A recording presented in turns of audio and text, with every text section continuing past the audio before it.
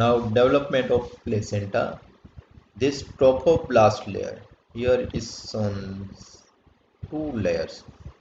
Now trophoblast is differentiate into the two layers: syncytiotrophoblast, cytotrophoblast.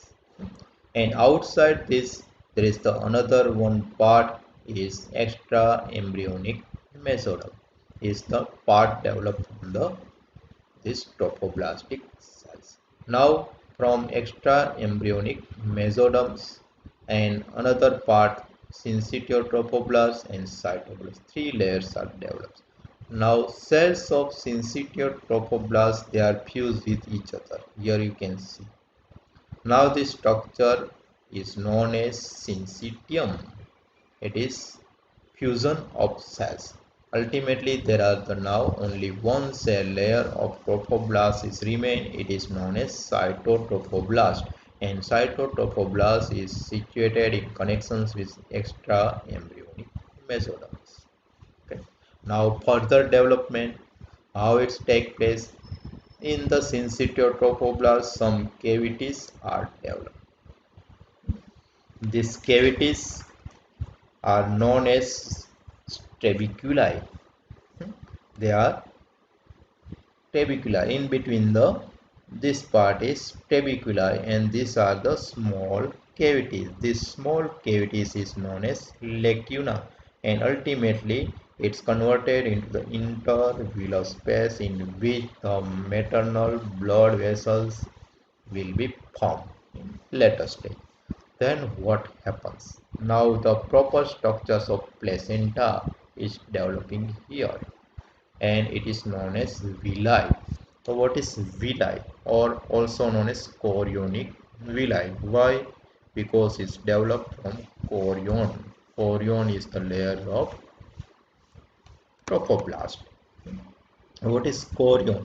The somatopleuric somato or outer layer of trophoblast along with the extra embryonic mesoderms is known as chorion. Now this chorion is penetrated into the trabeculae.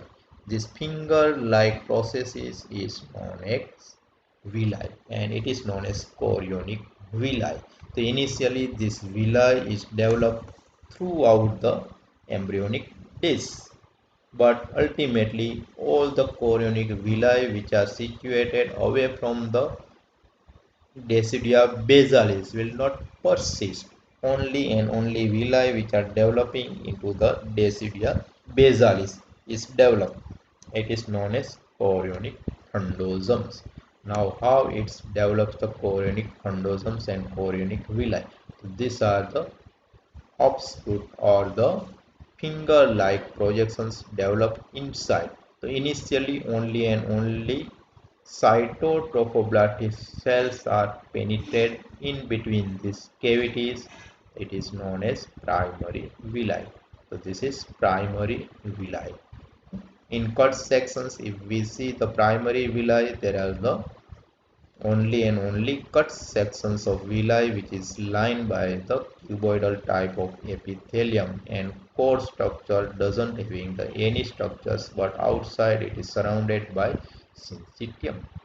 Then further developments, there is the in the core of this primary villi. Now there is penetration of extra embryonic mesoderms. Extra embryonic mesoderms. Now it is known as secondary villi.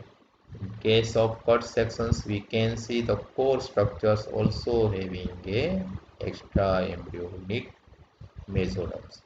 Further development, along with this extra embryonic mesoderm, there is blood vessels from the fetal side also penetrate. Now it is known as tertiary villi. This villi is now almost going towards the maturations. Now in cut sections of primary, secondary and tertiary villi, we can differentiate. In case of primary villi, there is the only cytotrophoblastic cells are there, and core structure doesn't having any structure. Then extra embryonic mesoderms penetrate this part. Now it is secondary, and when blood vessels are also present, then it is tertiary villi. During that, now tertiary villi is also penetrates throughout the syncytium, and it makes the one separate layer. It is known as cytotrophoblast and cytotropoblastic layer, and in this way it separates the two surfaces, and in between this villi it is intervillar spaces. In this intervillar spaces there is maternal and fetal blood vessels are interact, and exchange of materials is take place. Ultimately this part is converted into the placental membrane. Now further development of placenta.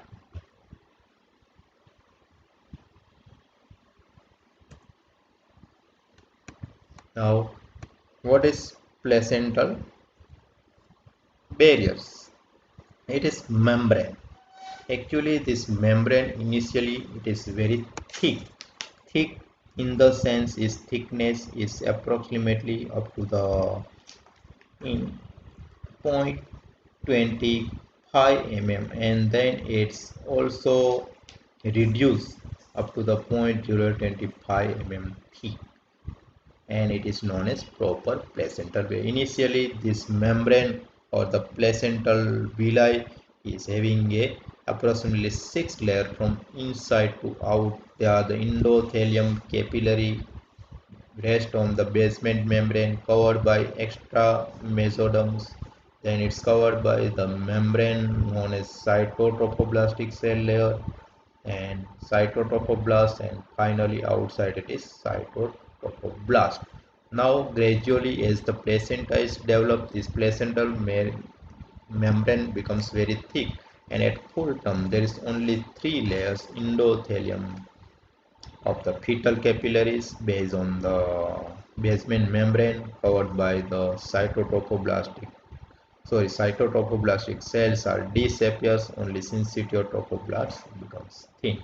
In this way, it's converted into a placental barrier, and now placenta is fully developed, having a two surfaces, external or the maternal surface is rough, and fetal surface it is smooth, and almost it's ready to so many functions of placenta, and this placental barrier or placental membrane is very helpful during development of fetus.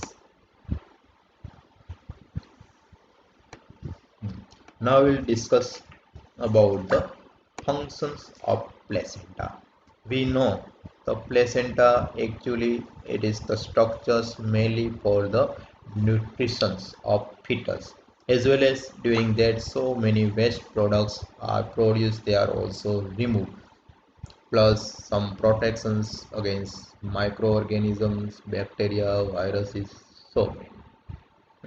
Now functions of placenta: exchange of O2 CO2 means fetus receives the oxygens and remove the carbon dioxide is take place of placenta. Transport of nutrition, so it receives the nutrition from the maternal surface, from maternal blood vessels, from endometrium.